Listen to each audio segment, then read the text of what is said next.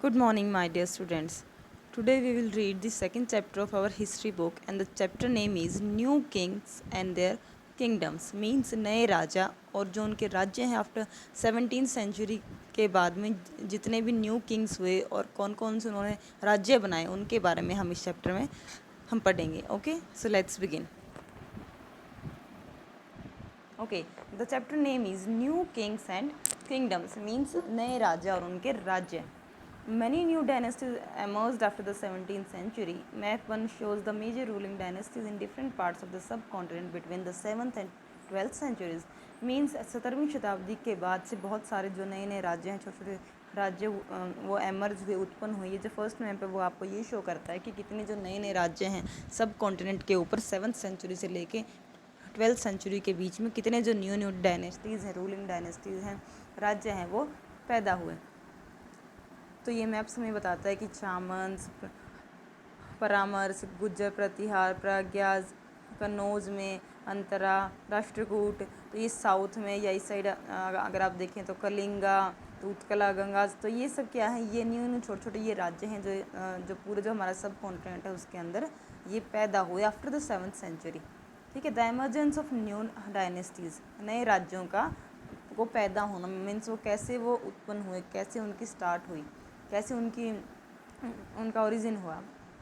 Bye the 7th century there was big landlords और warriors chief in different regions of the subcontinent. Existing kings often acknowledge them as this subordinates और सामंत. तो ये कह रहा है कि 7th सेंचुरी के बाद से जो नए नए जो जमींदार थे, जो बड़े बड़े जमींदार थे, जो वॉरियर चीफ थे, वो डिफरेंट रीजन्स में जो हमारा सब कॉन्टिनेंट था, जो उप महाद्वीप था, उसमें काफ़ी सारे हिस्सों में बड़े बड़े जमींदार थे. तो वो अपने आप को वो क्या कर दिया करते थे, घोषित, जो सामंत अपने आप को मानते थे. जो उस टाइम का जो राजा होता था इन बड़े बड़े जमींदारों को अपनी साइड लेने के लिए, मीन्स उनको वो सपोर्ट करता था और उन्हें महासामंत या सामंत घोषित कर दिया करता था. देवर एक्सपेक्टेड. तो उनसे ये आशा ये की जाती थी, जो राजा था, एग्जिस्टिंग जो किंग था, उनको सामंत बनाने के बदले में उनसे ये उम्मीद करता था कि वो जो सामंत हैं उनके लिए वो गिफ्ट लेके आए. गिफ्ट में या तो उनके लिए कोई ज़मीन हो या फिर कोई मिलिट्री सपोर्ट हो. तो पर जैसे ही जो सामंत होते थे, जब तक इनको ये लगता कि ये राजा इनके काम का है, तो वो उनके अंडर, उनके कंट्रोल में काम करते थे, उनको मिलिट्री सपोर्ट देते थे. पर जैसे ही जिन सामंतों को इन सामंतों को ये लगता कि अब ये राजा इनके काम का नहीं है और अब इनको उसके सपोर्ट की कोई ज़रूरत नहीं है, तो ये अपने आप को उनसे फ्रीडम या फिर अपने आप को महासामंत या महामंडलेश्वर घोषित कर दिया करते थे. मीन्स अपनी ज़मीन का वो खुद अपने आप को लॉर्ड घोषित कर दिया करते थे. Sometimes they asserted their independence from their overlords. और कभी कभी वो अपने जो उनके ओवरलॉर्ड्स थे, मतलब जो उनके ऊपर जो मालिक थे, उनसे अपनी स्वतंत्रता घोषित ये कर देते थे. तो वन सच इंस्टांस, इसका ऐसा ये एक एग्जाम्पल है, जो डेक्कन में जो राष्ट्रकूटाज थे, जो राष्ट्रकूट थे, वो सबसे पहले चालुक्यों के क्या थे, सबॉर्डिनेट थे, सामंत के. और ये चालुक्य कहाँ से बिलोंग करते थे, कर्नाटक से. तो मिड 8th सेंचुरी के बीच में, जो 8th सेंचुरी थी उसके बीच में क्या हुआ, दंती दुर्ग जो राष्ट्रकूट का एक चीफ था, उसने चालुक्यों से जो अपना जो चालुक्य जो उसके मालिक थे, जिनके सपोर्ट में वो अब तक काम कर रहा था, जो उसका ये ओवरलॉर्ड थे चालुक्य जिसके राष्ट्रकूट के.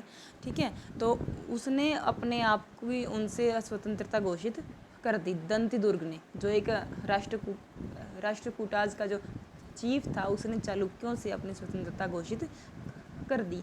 ये घोषित करने के लिए उसने क्या करवाया, हिरण्य गर्भ नाम का एक वो करवाया, रिचुअल आप बोल सकते हैं, अनुष्ठान आप बोल सकते हैं, वो करवाया.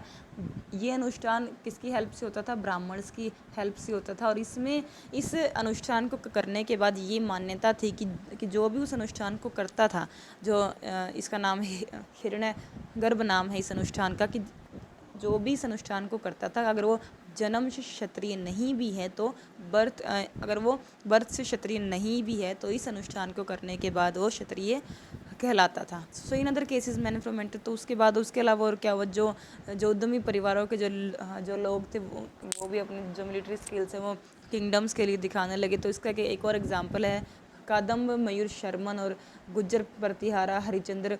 ये सब क्या थे, ब्राह्मण्स थे, पर इन्होंने अपना जो उनका पारंपरिक ब्राह्मण्स का जो पारंपरिक एक उनका प्रोफेशन होता है, ये पूजा पाठ यज्ञ अनुष्ठान, उसको छोड़ के उन्होंने टुक टू आर्म्स मीन्स उन्होंने शस्त्र उठा लिए, सक्सेसफुली एस्टेब्लिशिंग किंगडम, और शस्त्र सिर्फ उठाए ही नहीं, हथियार उठाए ही नहीं, बल्कि उन्होंने अपनी कुशलता से उन्होंने जो साम्राज्य भी स्थापित कर लिए।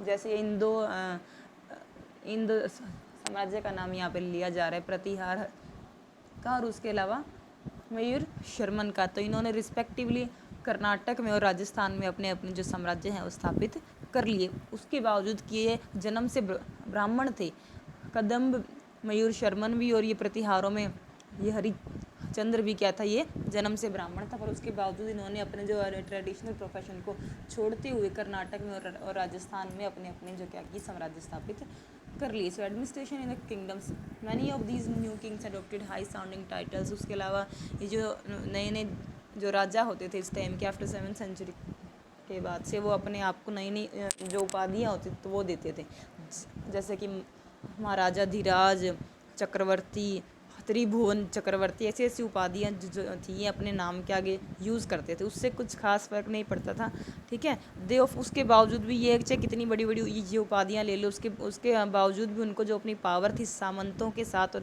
और उसके साथ साथ पीजेंट्स, ट्रेडर्स और ब्राह्मणों के साथ साथ, यानी फार्मर्स के साथ, ट्रेडर्स के साथ, व्यापारियों के साथ और ब्राह्मण्स के साथ उनको अपनी पावर शेयर करनी ही पड़ती थी, क्योंकि उनके एसोसिएशन के बिना वो लोग काम नहीं कर सकते थे। So each of this state resources were obtained from the producer. तो ये जितने भी राज्य थे इन सभी में संसाधन उन्होंने किससे लिए, प्रोड्यूसर से, यानी उत्पादक से, जो फार्मर्स वगैरह होते थे उनसे। Sometimes these were claimed as rent due to a lord who asserted that he owned the land. तो ये जो उसके अलावा ये क्या करते थे, पीजेंट्स और जो ट्रेडर्स होते थे उनसे क्या लिया करते थे, रेवेन्यू भी लेते थे। 400 टैक्सीज। तो ये जो हमें चोल्स के टाइम पे जो हमें ये अभिलेख मिलते हैं, इंस्क्रिप्शंस मिलते हैं, तमिलनाडु में जो चोलाज ये रूल करते थे उस टाइम के जो हमें शिलालेख जो हमें मिले हैं, जो इंस्क्रिप्शन ये अभिलेख जो हमें मिले हैं, तो उस पर कम से कम 400 से ज़्यादा डिफरेंट टाइप्स के जो टैक्सीज हैं उनके बारे में जिक्र हुआ है, या फिर आप कह सकते हैं टैक्सीज के लिए 400 से ज़्यादा वर्ड का यूज़ हुआ है। मीन्स 400 प्रकार के जो टैक्सीज थे उस टाइम पे यूज़ होते थे। उसमें जो ज़्यादातर जिस नाम से टैक्स यूज़ होता था वो था वेटी। वेटी एक टाइप का, इस टाइप का एक कर होता था, एक टैक्स होता था जिसको कैश के फॉर्म में वो लोग नहीं लेते थे, बल्कि ज़बरदस्ती श्रम के रूप में लेते थे, मीन्स फोर्स्ड लेबर के रूप में लेते थे। उसके अलावा एक था कदम्बई, जो एक लैंड रेवेन्यू था, मीन्स भूकर था, ज़मीन के ऊपर एक कर लगता था, ठीक है। उसके अलावा कई तरह के और भी थे कर, जैसे अगर आपको एक लैडर का यूज़ करना है, एक ट्री पे चढ़ने के लिए सीढ़ी का यूज़ करना है, ठीक है, फैमिली प्रॉपर्टी के लिए, तो इस टाइप के कर भी उस टाइम पे चलते थे।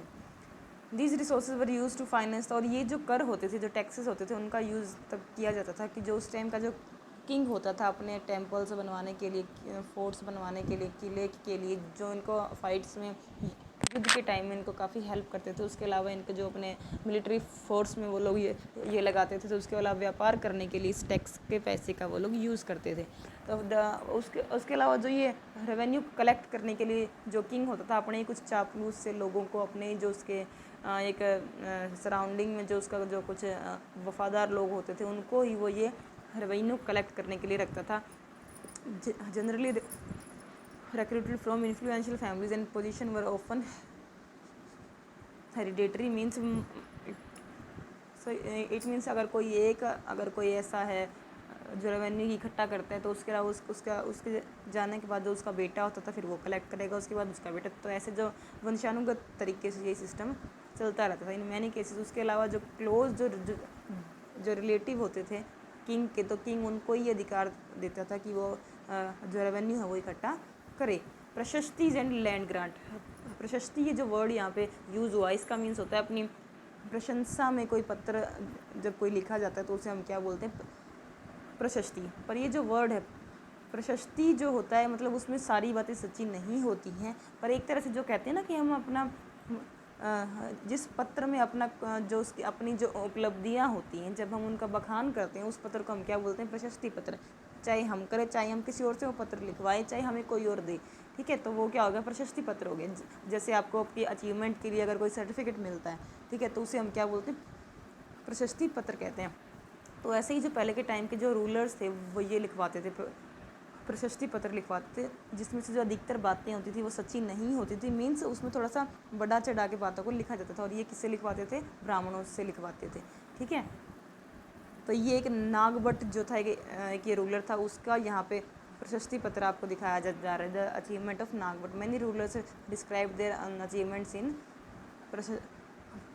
प्रशस्ति। तो एक ये था गुप्ता रूलर, जो ये था समुद्रगुप्त, उसकी उसकी प्रशस्ति आपने पहले पढ़ी। अब एक और ये प्रशस्ति ये हमें मिली है जो संस्कृत के अंदर ग्वालियर का जो एमपी है, ये वहाँ पे ये हमें मिली है। और ये किसकी है प्रशस्ति? नागभट्ट की। नागभट्ट कौन था?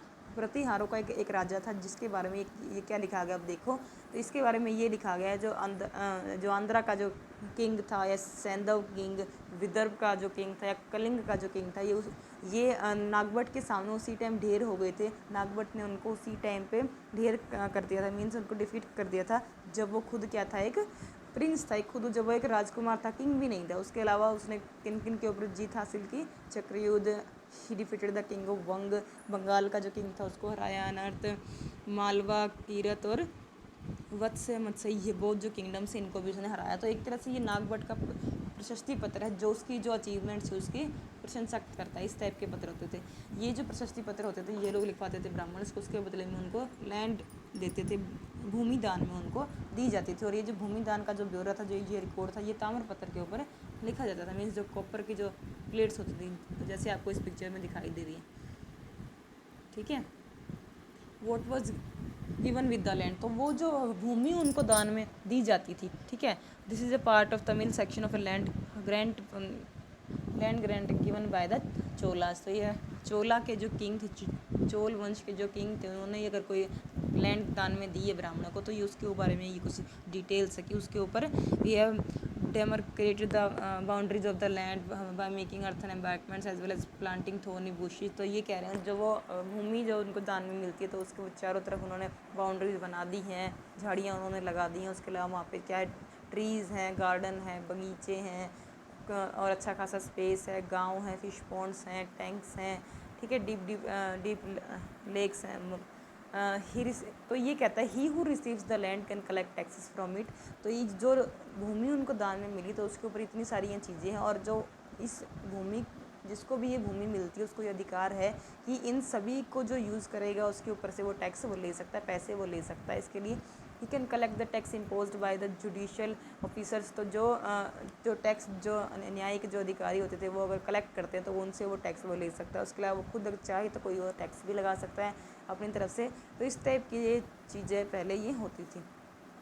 So unusual for the 12th century was along a Sanskrit poem containing the history of the king who ruled। तो उसके अलावा एक संस्कृत में एक पोएम थी जो कश्मीर के जो राजा थे उनके ऊपर ये चीज़ें लिखी गई थी, उनकी हिस्ट्री के ऊपर थी। ये पोएम लिखी थी कल्हान ने, जो एक क्या कहते हैं ऑथर था।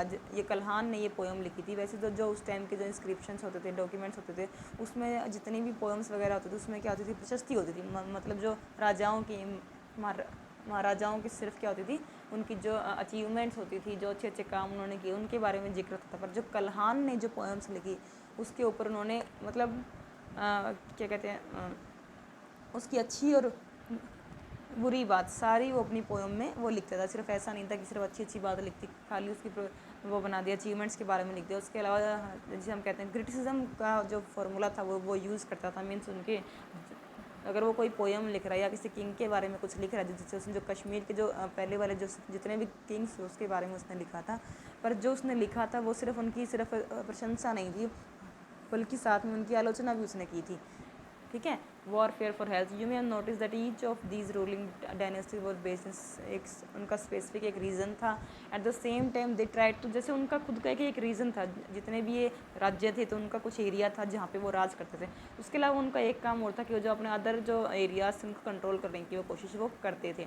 ठीक है, तो एक जो सबसे ज़्यादा जो लड़ाई लड़ी गई वो कन्नौज एक शहर था जो गंगा वैली के आसपास वो वहाँ पे स्थित था। तो सेंचुरी शताब्दियों तक जो तीन पार्टीज थी, जिसमें फर्स्ट पार्टी आती है गुज्जर प्रतिहार, सेकंड पार्टी आती है राष्ट्रकूटाज, थर्ड आती है पालाज। तीन जो ये राज्य हैं इनकी फ़ाइट लगातार शताब्दियों तक हुई for the city of Kannauj. ठीक है, बिकॉज देवर 3 पार्टीज, क्योंकि ये जो संघर्ष होता था, ये कन्फ्लिक्ट होता था, हमेशा इन 3 पार्टीज़ का ही होता था over the city of Kannauj. ठीक है, तो इसलिए इस संघर्ष को क्या नाम दिया गया, इस कन्फ्लिक्ट को ट्रीपार्टाइट स्ट्रगल, या फिर हम हिंदी में हम कह सकते हैं त्रिपक्षीय संघर्ष। So as we will see the rulers also try to demonstrate their power and resources by building. तो उसके अलावा ये जो रूलर्स होते थे वो अपनी पावर को शो करने के लिए बड़े बड़े टेम्पल्स बनवाते थे। सो यही एक कारण था कि जब भी किसी किंग की राजधानी पे जब भी कोई अटैक होता था तो ये जो बड़े बड़े टेम्पल्स होते थे ये भी उस टारगेट में शामिल होते थे, विच वर समटाइम्स एक्सट्रीमली रिच। और कभी कभी ये जो थे बहुत ज़्यादा रिच भी होते थे ये टेम्पल्स, जिनके ऊपर ही लूटपाट होती थी। ठीक है, यू विल रीड, तो इनके बारे में आप आने वाले और चैप्टर्स में आप पढ़ेंगे। चैप्टर 5 में आपको इसके बारे में और डिटेल में बताया जाएगा। One of the best none of such rulers, तो ये ऐसा ही एक जो रूलर था, एक शासक था, वो था महमूद ऑफ गजनी। सुल्तान जो कहते हैं, गजनी का जो सुल्तान था, राजा था, गजनी एक जगह है अफ़गानिस्तान में, उसका शासक था, जिसे वहाँ पे सुल्तान कहते हैं। तो वो था महमूद ऑफ गजनी, सुल्तान महमूद था, गजनी का शासक था। ठीक है, उसने 1997 से लेकर 1030 तक वहाँ पे क्या किया, पूरे सेंट्रल एशिया में काफ़ी बार क्या किया, इन्वेड किया, आक्रमण किया। उसके अलावा जो ईरान है और नॉर्थन वेस्टर्न पार्ट जो सब कॉन्टिनेंट का, उन सारे एरिया से भी उसने तकरीबन एवरी ईयर क्या किया, इन्वेड किया, रेड किया। ठीक है, ही रेडेड द सब कॉन्टिनेंट, और ये जो हमारा सब कॉन्टिनेंट था उस पर उसने तकरीबन हर साल क्या किया, रेड किया। हीज़ टारगेट्स वर, उसके जो टारगेट होते थे, उसका वहाँ पे रूल करने का कोई इरादा नहीं था, उसका सिर्फ इतना इरादा था कि वो वहाँ पे लूटपाट करे और वहाँ से जो सोना लूट के अपने देश में ले जाए और वहाँ पे अपने राजधानी को संपन्न बनाए। उसका इतना इरादा होता था। तो इस लूटपाट के इरादे से वो हमेशा आता था सब कॉन्टिनेंट में। उसने कई बार हमला किया, क्योंकि जैसे भारत को पहले सोने की चिड़िया कहते थे, तो इस देश को सभी जो जितने भी आक्रमणकारी होते थे सबको ये देश अट्रैक्ट करता था अपनी तरफ, क्योंकि बहुत अच्छा खासा सोना था हमारे देश में। ठीक है, एक संपन्न एक देश था हमारा। ठीक है, तो हिज टारगेट्स, तो जो ऐसे ही जो महमूद ये आया था, सुल्तान महमूद था, गजनी का शासक था, इसने भी क्या किया, सब कॉन्टिनेंट के ऊपर आक्रमण किया। इसने जो वेल्थी जो टेम्पल्स थे, रिच जो टेम्पल्स थे, बड़े बड़े टेम्पल, उस पर जिनमें से एक है सोमनाथ का एक मंदिर जो है, जो कहाँ था, गुजरात में था, उस पर भी उसने अच्छी खासी लूटपाट की। उसने बहुत सारी जो धन है वहाँ से लूट के वो ले गया। सुल्तान महमूद वो से इंटरेस्ट, सुल्तान जो महमूद था उसको एक इंटरेस्ट और था कि वो ये जानना चाहता था कि वो जिन लोगों के ऊपर उसने जीत हासिल की है वो उसके बारे में वो क्या सोचते हैं। तो इस काम के लिए उसने अल ब्रूनी जो एक राइटर था उसको ये काम दिया, और उसने जो अल ब्रूनी था उसने एक किताब लिखी, किताब उल हिंद उस किताब का नाम था। ये कि किस में लिखी गई, ये अरबी भाषा में लिखी गई है। ठीक है, ही उसके अलावा उसने संस्कृत के जो स्कॉलर्स थे उनके साथ बैठ के ये किताब ये लिखी थी। Other Kings who engage in warfare included, उसके अलावा जो राजा थे 7 to 12 सेंचुरी के बीच में जो वॉरफेयर में लड़ाइयों में जो अधिकतर शामिल थे, उसमें से एक कॉमन नाम आता है चामंस का, जिसे हम बाद में चौहान के नाम से भी जानते हैं। वो ruled over the region around Delhi and Ajmer. जो ये चौहान्स थे, चैमन्स थे, वो तकरीबन उन्होंने दिल्ली और ये जो अजमेर का एरिया था वहाँ पे काफ़ी समय तक शासन किया। दे अटेम्प्टेड टू एक्सटेंड, तो ये अपना जो अपना एरिया है, जो अपना रीजन वो इंक्रीज़ करना चाहते थे, इसलिए उन्होंने वेस्ट और ईस्ट साइड पे भी उन्होंने अपना कंट्रोल करने की कोशिश की।